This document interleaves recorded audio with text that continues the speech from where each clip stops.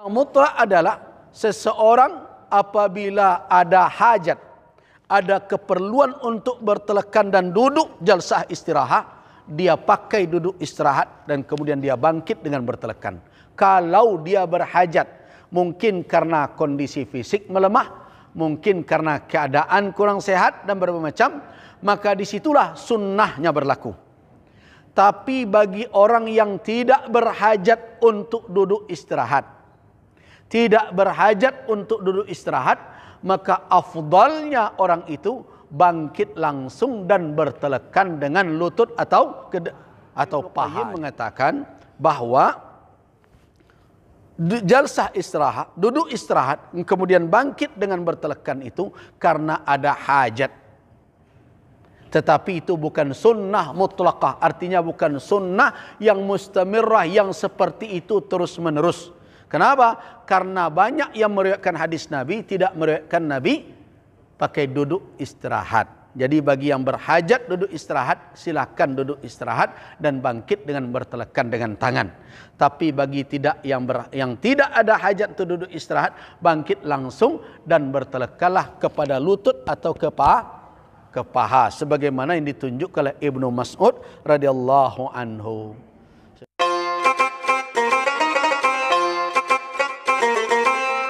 Sekarang kita melanjutkan kaji kita yang tanggung. Nah, pembahasan kita pada pertemuan yang lalu yaitu tentang sujud sudah selesai. Kemudian berikutnya al-julus bainas sajdatain.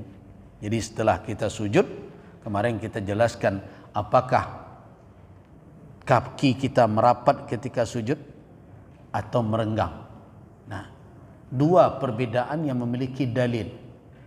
Dalil yang pertama adalah dalil Abu Humaid As-Sa'idi yang mengatakan Nabi kalau sujud yufarrij, menjarakkan antara anggota tubuh beliau. Nah, tentu termasuk menjarakkan kedua kaki. Tidak ada riwayat dari Abu Humaid yang menjelaskan salat Nabi merapatkan.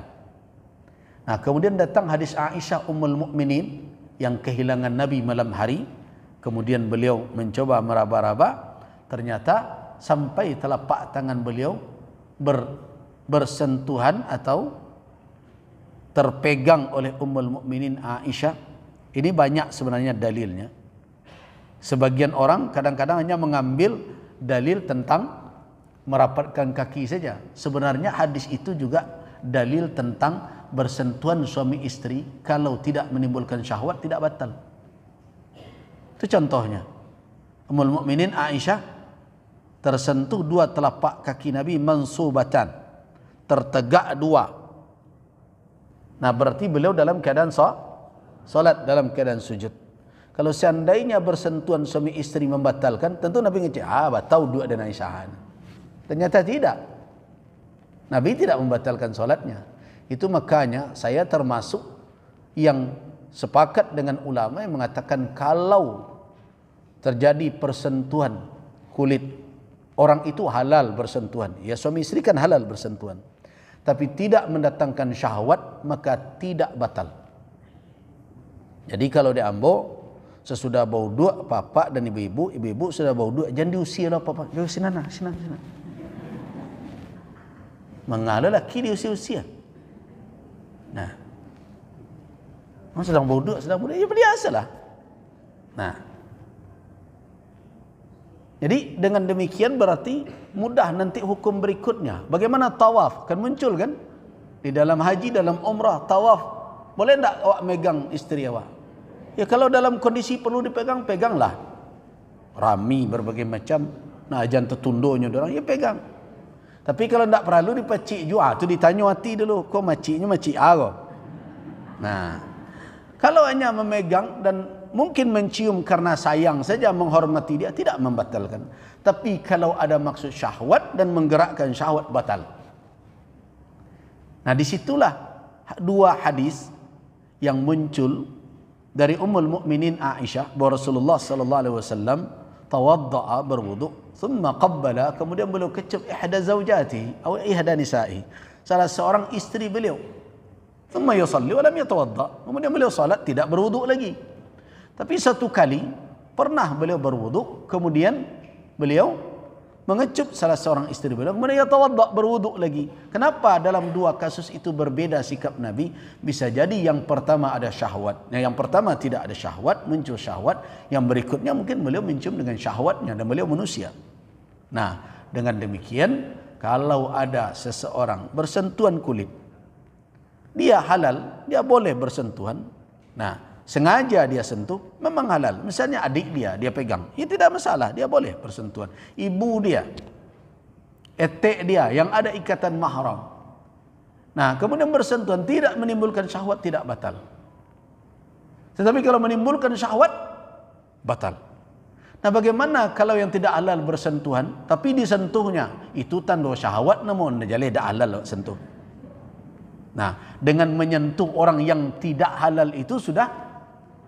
Nah, jadi itu hadis tadi sebenarnya juga menjadi penguat bahwa bersentuhan kulit laki-laki dan perempuan kalau ada ikatan suami istri seperti itu tidak membatalkan kalau tidak mendatangkan syahwat. Nah, kemudian hadis itu juga memfaedahkan yang diambil oleh sebagian ulama bahwa dua kaki ketika sujud mansubatan, yaitu dua tertegak dan marsus, yaitu dirapatkan. Tapi dalam hadis Abi Humaid tidak muncul itu. Bahkan bertentangan dengan hadis Abi Humaid yang mengatakan yufarrij. Nabi kalau sujud menjarakkan antara anggota-anggota tubuh beliau. Nah, mana yang kita pilih sebenarnya rumit untuk melakukan terjih dalam perkara ini. Nah, bisa jadi ada yang mencoba menggabung. Barangkali Nabi ketika itu suasana dingin berbagai macam. Tapi itu adalah yang tidak memberikan suatu kekuatan tambahan pada salah satu hadis. Tetapi kalau kita memilih, tentu dari sekian kali Nabi salat, bukan hanya sekali saja, berulang kali. Ummul Mukminin Aisyah tidak melihat tapi merasakan. Sedangkan para sahabat sebanyak itu melihat Nabi salat. Kalau seandainya memang Nabi itu ketika salat merapatkan kedua telapak kakinya ketika sujud, tentu sudah ada riwayat yang banyak yang menjelaskan tentang kaifiat sujud, tapi tidak ada.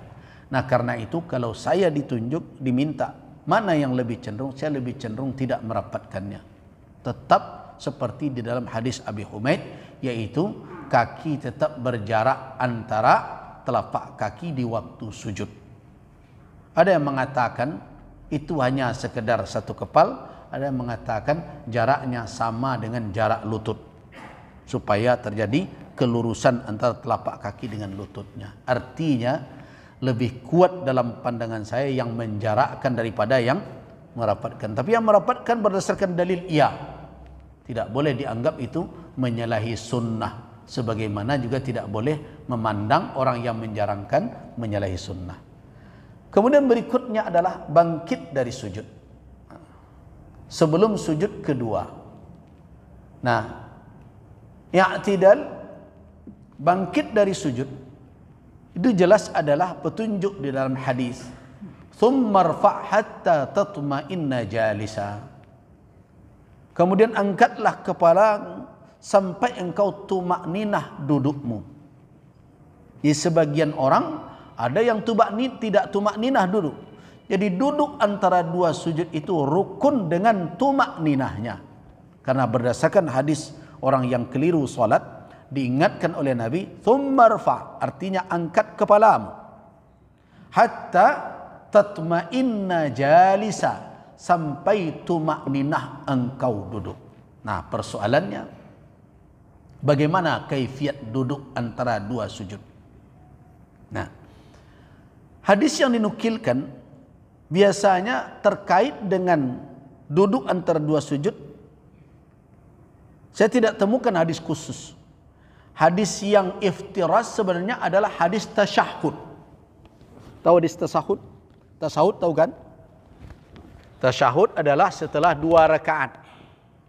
Ketika seseorang selesai 2 rakaat tasyahud awal untuk naik ke rakaat ketiga. Nah, itu hadis tasyahud di mana di dalam riwayat Ummul Mukminin Aisyah radhiyallahu anha, apabila Nabi hendak duduk tasyahud, beliau iftarasha, menjadikan telapak kaki kiri beliau sebagai firash. Itu makna iftarash.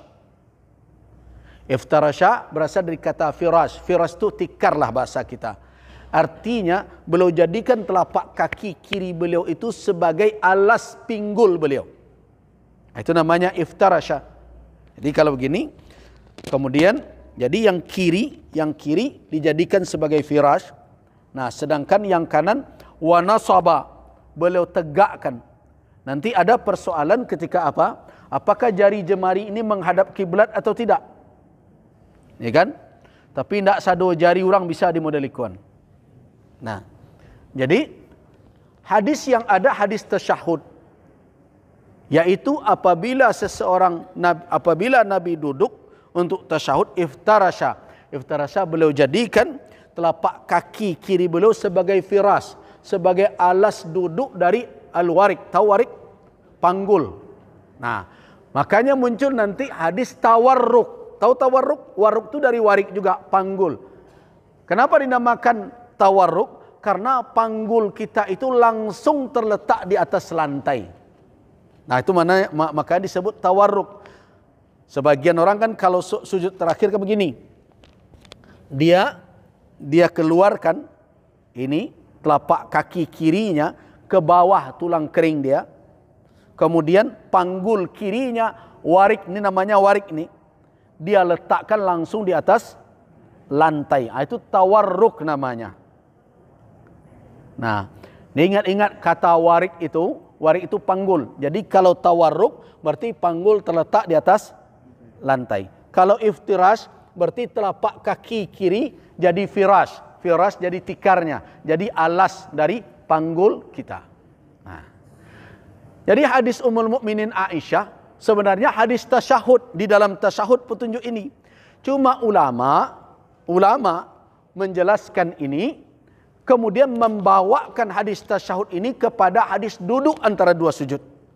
Jadi jangan heran, ada kalau pernah solat melihat orang tidak iftirash ketika duduk antara dua sujud. Ada yang begini saja. Kalau ada yang di Makkah, dia begini saja. Ya kan? Duduk gini saja. Yang penting dia tumakninah. Setelah itu baru dia sujud. Nah, kenapa begitu?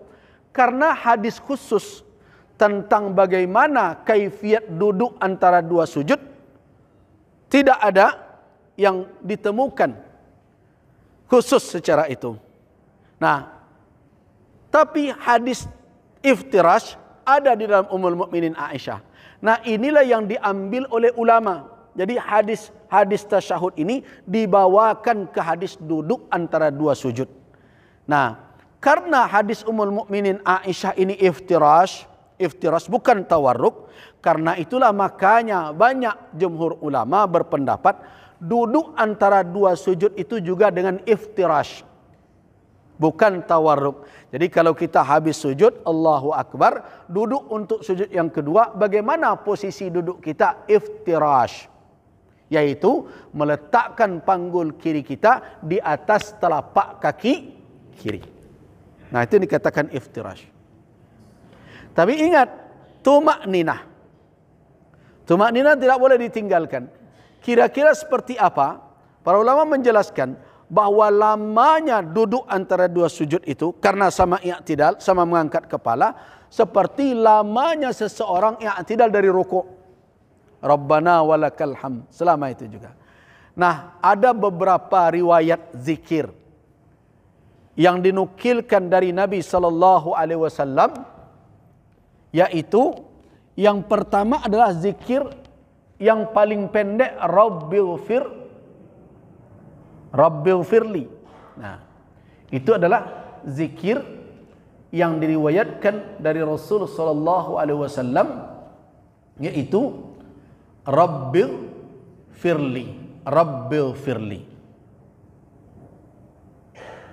Kenapa diulang?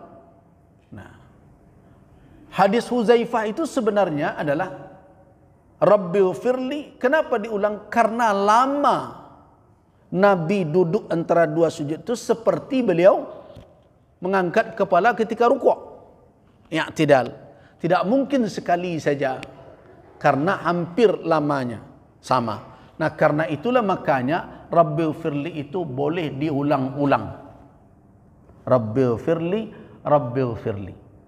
Nah, sedangkan ada riwayat dari Ibnu Abbas yang bunyinya Rabbighfirli warhamni wa'afini warzuqni.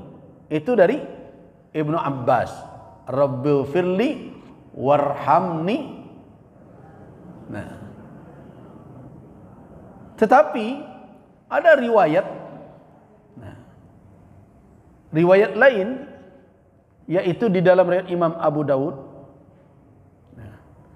dari Maimunah radhiyallahu anha. Maimunah bintil Haris adalah istri Nabi, Ummul Mukminin, istri beliau yang terakhir. Bunyinya adalah Allahumma ufirli warhamni wa'afini wahdini warzuqni. Ini yang disahihkan oleh Imam Al-Hakim. Sedangkan dalam Imam At-Tirmizi ada kata wajburni sebagai ganti dari wa'afini. Kemudian dalam riwayat Imam Hakim ada kata warfa'ni. Nah, yang belum bertemu oleh saya sampai hari ini kata wa'fu anni.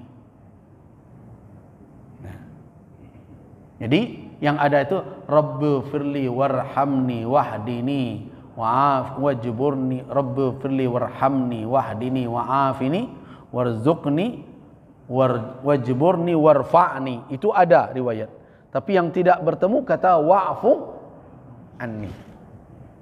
Nah, intinya apa? Manapun yang dibaca dari zikir tersebut adalah riwayat yang ma'surah, yang diriwayatkan dari Nabi SAW. Tapi kalau dibaca wa'fu anni, batal juga salat? Tidak batal. Karena salat itu adalah zikir dan doa. Nah, jadi kalau perkara afdal, tentu afdalnya adalah azkar al-ma'surah, adalah zikir yang diriwayatkan, asar yang diriwayatkan dari Nabi SAW. Nah, jadi Rabbighfirli warhamni wahdini wa'afini warzuqni warfa'ni, silakan. Pakai wajburni silakan. Nah, tidak ada masalah. Itulah yang ada riwayat dari Nabi SAW dari berbagai lafaz. Yang tidak muncul adalah kata wa'fu anni. Jadi yang lain boleh. Itu dari Nabi. Tapi kalau dibaca wa'fu anni, tidak membatalkan, tidak membatalkan. Sah saja. Tapi kalau ingin untuk mengambil yang diriwayatkan dari Nabi SAW, itulah. Atau minimal kalau ingin yang pendek, ya sudah, Rabbighfirli, Rabbighfirli, Rabbighfirli. Nah, itu tentang jalsah, duduk antara dua sujud. Kemudian sujud berikutnya seperti sujud pertama. Nah, sekarang muncul masalah ketika al-qiyam, ketika hendak bangkit dari sujud, yang itu bukanlah saat tasyahud, tapi seperti orang bangkit contohnya dari rakaat kedua, dari rakaat pertama ke rakaat kedua, atau rakaat ketiga ke rakaat keempat. Ada beberapa yang tampak selama ini. Yang pertama, ada yang populer sekarang, mungkin karena membaca kitab tuntunan salat Nabi karangan Syekh Al-Albani. Di situ ada riwayat yang beliau juga sebenarnya tidak lihat kita memastikan bahwa beliau mengatakan ini adalah hadisnya sahih, walaupun beliau dalam beberapa catatan lain mensahihkan, tetapi tidak sepakat ulama, yaitu ajan, ya'janu. Pernah lihat orang salat sekarang ini, modelnya sekarang kan ketika akan bangkit nyobuek tinju dua. Nah, ada yang begini, ada yang begini. Nah, untuk bangkit. Nah, Ya'janu, kata ajan, ya'janu itu adalah mengepal, seperti orang membuat ajin. Tahu ajin? Adonan tapuang. Jadi kalau ibu-ibu membuat adonan tapuang, itu ya'janu namanya tuh, membuat ajin. Nah, hadis itulah yang jadi rujukan, sehingga sebagian orang salat karena mungkin membaca kitab itu saja, akhirnya menganggap bahwa begitulah kaifiat bangkit dari sujud untuk berdiri. Biasanya di rakaat kedua dan rakaat keempat. Kalau rakaat untuk ke rakaat ketiga kan biasanya tasyahud dahulu kalau 4 rakaat. Nah, orang yang memilih itu sebenarnya tidak bisa kita salahkan. Cuma persoalannya adalah ketika mereka membatasi seperti ini sunnah, itu yang berisiko. Dia mau memilih seperti itu, silahkan saja. Nyaman dia melakukan itu berdasarkan kepada riwayat itu, silahkan. Tetapi hadis ajan tidak sepakat ulama tentang kesahihannya. Nah, terus bagaimana pandangan ulama tentang kaifiat bangkit dari sujud kedua untuk berdiri itu? Ada beberapa kaul, beberapa pendapat. Pendapat yang pertama adalah langsung dan hanya bertelekan kepada kedua paha. Jadi setelah sujud gitu, kan begini, Allahu Akbar, tanpa bertelekan ke lantai. Itu adalah pendapat jumhur ulama. Yang kedua, itu mayoritas ulama tadi. Yang kedua adalah pendapat yang mengatakan bahwa Rasul sallallahu alaihi wasallam ketika bangkit, beliau bertelekan dengan ke lantai. Jadi Allahu Akbar. Nah, tidak mungkin langsung. Bagaimana caranya? Nah, biasanya yang akan bertelekan itu mengambil duduk sejenak dahulu baru. Nah, muncullah di sini yang disebut oleh sebagian ulama dengan jalsah al-istirahah namanya. Duduk istirahat. Ketika bangkit untuk rakaat kedua ya. Kalau rakaat ketiga kan jelas tasyahud dahulu. Untuk rakaat kedua, jadi setelah duduk, kemudian duduk sedikit sebentar, kemudian baru bertelekan. Ada yang sebelah saya lihat, ada yang 2 belah. Nah, baru bangkit. Jadi ada 2 cara. Cara yang pertama, tidak bertelekan ke lantai, hanya mengandalkan paha. Mana yang kuat dalam perkara ini? Nah, itu yang akan kita kaji. Tapi waktu kita 3 menit lagi ya. Nah.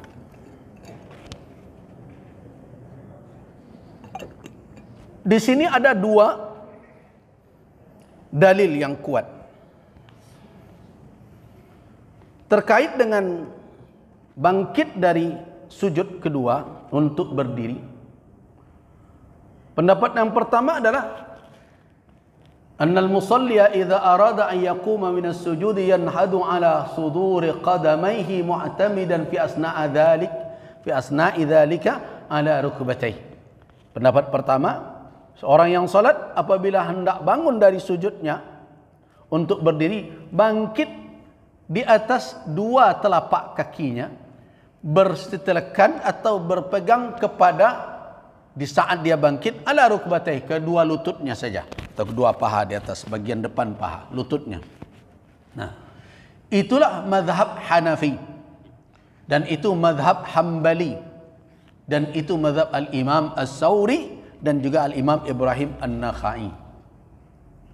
Apa alasannya? Adalah hadis Abu Hurairah. Nabi SAW yaqumu ala suduri qadamai. Beliau berdiri di atas 2 telapak. Jadi sudur ini dikatakan bagian depan telapak kaki bagian ini.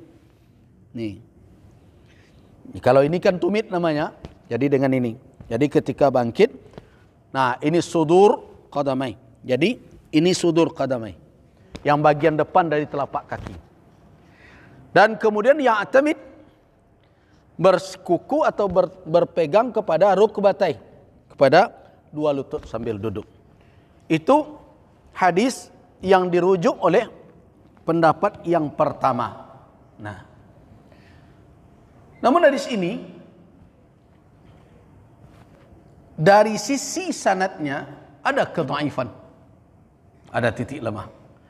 Namun kalau kita merujuk kepada amal Ibnu Mas'ud radhiyallahu anhu, sahabat Nabi, Ibnu Mas'ud melakukan yang seperti itu, dan Ibnu Mas'ud termasuk kibar as-sahabah dan termasuk juga fuqaha, salah seorang fuqaha ahli fikih di kalangan sahabat.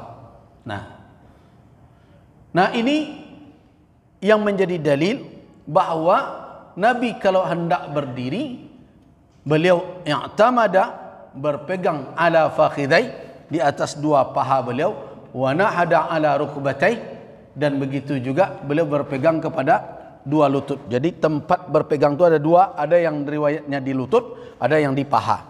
Nah, ini pendapat yang pertama. Pendapat yang kedua, ini adalah dari Malik ibn al-Huwairis, di mana Nabi SAW kalau bangkit untuk rakaat yang kedua, jalasa, beliau duduk dahulu, summa qama mu'tamidan 'alal ardi, kemudian berdiri dengan bertelekan ke lantai. Ini hadis Malik ibn al-Huwairis. Nah, tapi kenapa tidak dipakai orang hadis Malik ibn al-Huwairis? Yang pertama, Malik ibn al-Huwairis ini datang kepada Nabi setelah Nabi berumur lanjut. Jadi dia datang setelah di penghujung Nabi berada di Madinah. Jadi tidak di awal-awal. Dan tidak ada riwayat dari sahabat yang menukilkan itu selain dari Malik ibn al-Huwairis. Dan kita tahu Malik ibn al-Huwairis yang datang bersama beberapa orang pemuda dari kabilahnya setelah masuk Islam, belajar beberapa hari di dekat Nabi, kemudian disuruh pulang oleh Nabi. Itu setelah apa? Setelah Nabi berusia lanjut. Sedangkan salat Nabi sebelum itu tidak ada diriwayatkan Nabi bertelekan. Bahkan yang ada adalah ala sudur qadamai, beliau bertelekan kepada rukbatai, pada lutut beliau dan juga paha beliau. Dan begitu yang diamalkan oleh para sahabat juga. Nah, dari dua riwayat itu, apa yang bisa kita katakan? Yang pertama adalah pendapat yang mengatakan tidak bertelekan kepada lantai dan hanya kepada lutut, begitu juga kepada paha, itu adalah pendapat yang kuat kalau melihat bagaimana amalan Nabi tidak ada diriwayatkan beliau bertelekan ke lantai. Tetapi bertelekan ke lantai seperti yang diriwayatkan oleh Malik ibn al-Huwairis memang ada dilakukan oleh Nabi SAW. Terus bagaimana kita mengamalkannya? Saya lebih cenderung kepada apa yang dilakukan dalam memahami dua dalil ini oleh Ibnu Qayyim al-Jauziyah. Apa kata Ibnu Qayyim? Bahwa Nabi SAW dari riwayat-riwayat solat beliau tidak ada yang diriwayatkan beliau itu bertelekan ke lantai, melainkan hadis Malik ibn al-Huwairis tadi. Dan itu usia beliau telah boleh dikatakan 60-an ke atas. Nah, dengan demikian berarti apakah bertelekan ke lantai itu sunnah? Iya. Tetapi apakah itu sunnah mutlaqah? Tidak. Jadi tidak mutlak begitu. Jadi yang mutlak adalah seseorang apabila ada hajat, ada keperluan untuk bertelekan dan duduk jalsah istirahat, dia pakai duduk istirahat dan kemudian dia bangkit dengan bertelekan. Kalau dia berhajat, mungkin karena kondisi fisik melemah, mungkin karena keadaan kurang sehat dan berbagai macam, maka disitulah sunnahnya berlaku. Tapi bagi orang yang tidak berhajat untuk duduk istirahat, maka afdalnya orang itu bangkit langsung dan bertelekan dengan lutut atau pahanya. Nah, jadi ada dua. Nah, jangan bantu orang gaya sesadonya. Nah, jadi yang muda-muda. Nah, kenapa? So, kalau seandainya memang Nabi itu pakai jalsah istirahat setiap solat, tentu sudah banyak riwayat. Tapi hanya Malik satu-satunya. Dan Malik orang tahu bahwa Malik ini datang bertemu Nabi telah di penghujung usia beliau. Kondisi fisik Nabi akan menurun, iya. Apa tandanya menurun? Ketika Nabi masih segar, kuat, berpacu lari dengan Aisyah. Menang Nabi. Tapi ketika Nabi mulai sudah apa? Aisyah yang menang. Kata Nabi, ya kita impas ya Aisyah, yang dulu untuk yang sekarang untuk yang dulu. Dulu saya menang, sekarang kau yang menang. Nah, jadi ada. Nah, karena itulah makanya Ibnu Qayyim mengatakan bahwa jalsah istirahat, duduk istirahat, kemudian bangkit dengan bertelekan itu karena ada hajat. Tetapi itu bukan sunnah mutlaqah, artinya bukan sunnah yang mustamirrah, yang seperti itu terus menerus. Kenapa? Karena banyak yang meriwayatkan hadis Nabi tidak meriwayatkan Nabi pakai duduk istirahat. Jadi bagi yang berhajat duduk istirahat, silakan duduk istirahat dan bangkit dengan bertelekan dengan tangan. Tapi bagi yang tidak ada hajat untuk duduk istirahat, bangkit langsung dan bertelekanlah kepada lutut atau ke paha sebagaimana yang ditunjuk oleh Ibnu Mas'ud radhiyallahu anhu. Sudah cukup itu dulu. Baik. Terima kasih. Waffaqanallahu wa iyyakum lima yuhibbu wa yarda. Wabillahi taufiq wal hidayah. Assalamualaikum warahmatullahi wabarakatuh.